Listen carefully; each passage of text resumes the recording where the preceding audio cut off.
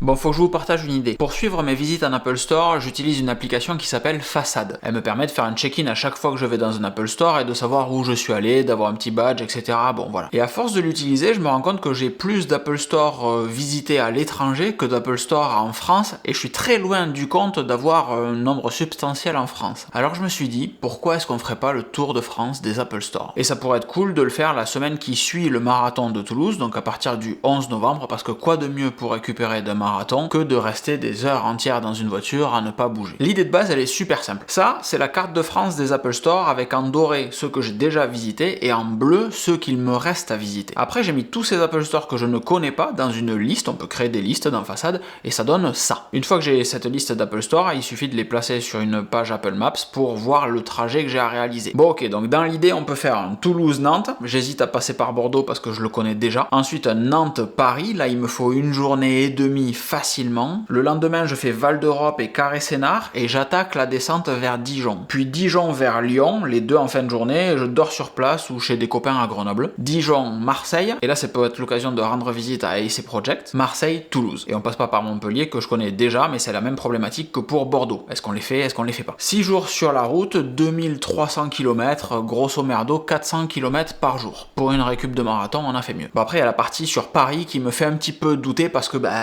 Paris, quoi, c'est innavigable, inroulable. Donc j'aurais sûrement besoin des avis des locaux sur le meilleur moyen de faire cette partie-là. Sûrement laisser la voiture à l'extérieur, rentrer en train, en RER, j'en sais rien réellement, je sais pas. À ce stade, c'est juste une idée, mais je me dis que ça peut faire une vidéo ou une série de vidéos très sexy. Je me dis aussi que c'est l'occasion de vous rencontrer, vous qui regardez le contenu que je propose. Et ce qui serait monstre sexy, c'est qu'il y ait des lecteurs dans les Apple Store avec qui je puisse partager, échanger, poser des questions sur quel est l'outil que tu préfères chez Apple et pourquoi l'application que tu utilises au quotidien pour faire ça, et qu'on puisse discuter. Mais par le passé, Apple a été un petit peu chanchon quand je posais trop de questions aux employés des Apple Store, donc on va peut-être éviter aussi. Mais par acquis de conscience, je vais quand même envoyer un mail à Apple France parce que je me dis que ça peut être une bonne vidéo. Donc comme toujours, les commentaires ils sont là pour décider de ce qu'il faut faire. C'est vous qui décidez. Si vous êtes chaud, il faut le dire. Si vous travaillez dans un Apple Store, là aussi, il faut le dire. Et le mieux du mieux, c'est si vous êtes une entreprise qui cherche à sponsoriser un tour de France des Apple Store,